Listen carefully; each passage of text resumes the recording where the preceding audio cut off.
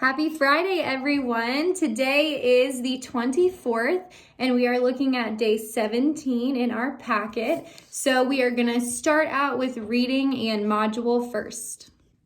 So the very first thing that we are doing today is clicking that link that's down in the description. You're going to watch that module video, and as you listen to the video, you're going to look at pages 15 and 16 again in your packet as she rereads Terrific Treehouses. After you've listened to that and heard that book again and followed along, you are going to choose two different tree houses. So on these 2 pages, you're going to pick just 2 of those tree houses to compare and contrast. And the way that we are doing that is with a double bubble map. So I've got a double bubble map for us to look at. And as you can see, we've got a big bubble right here and a big bubble right here. And in those 2 bubbles, you are filling in the tree house that you chose.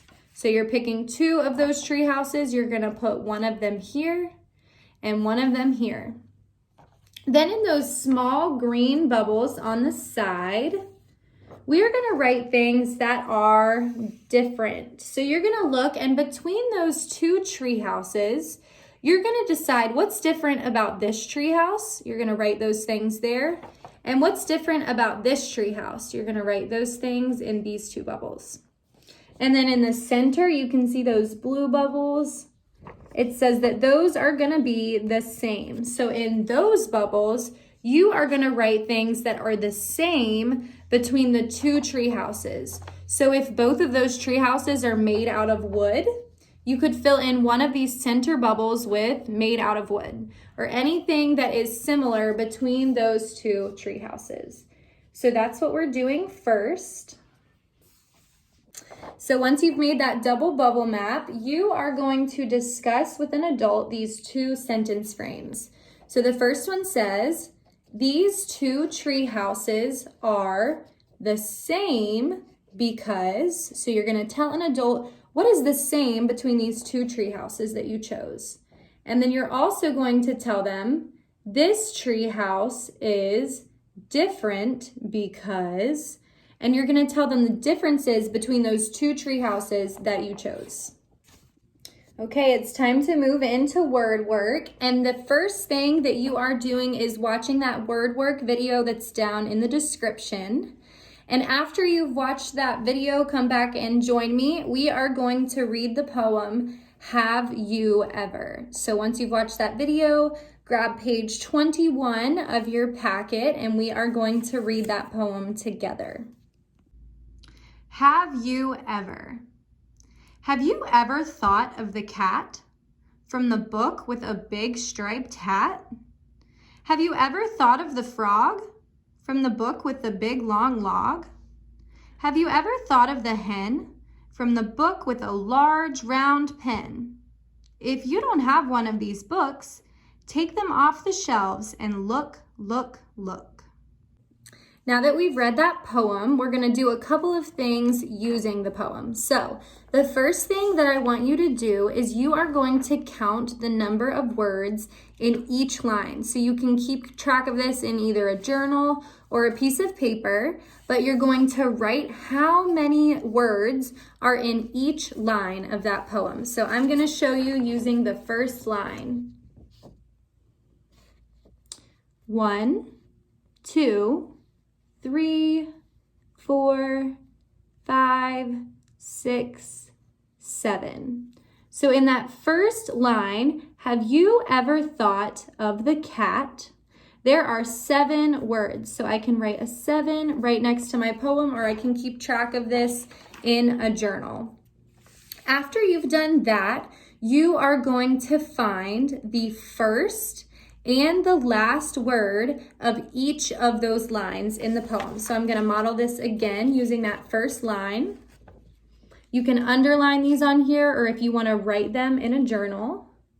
The very first word of that first line would be have. That first word is the one that starts my sentence. And the very last word of that line would be cat.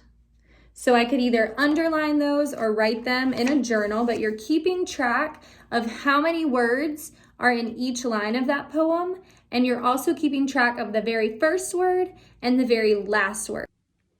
Looking at math now, you're making sure that you are counting again to 100. Practice your counting to 100 by ones and also by tens, and make sure you are videoing it and sending a video into Dojo so that I can see you count. Our number for the day is number 17. And with that number 17, we are filling in pages 5 and 7 of our packet. So page 5, you're gonna fill in using that number 17, and then on page 7, you will see that 10 frame for number 17 as well. So that's what we're doing in math today.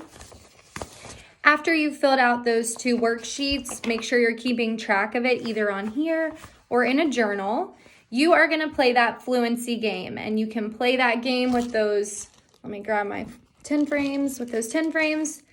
You can either do Go Fish, you can do Memory, whatever game you want to play. You're just making sure that you're using those 10 frames and finding how many more until 10. Last but not least, we're looking at social studies, and in social studies today, we're looking at the positional words again, just like we did yesterday. So I've attached that Jack Hartman video again in the description if you want to watch that to practice those positional words one more time. And using those positional words, your job today is to play I Spy. So you're going to find a partner, either a parent or a sibling. You're going to play I Spy with them, and you're going to use your positional words to play. So I'm going to give you some examples. If I wanted someone to guess this picture, I could say, I spy something on top of the fireplace.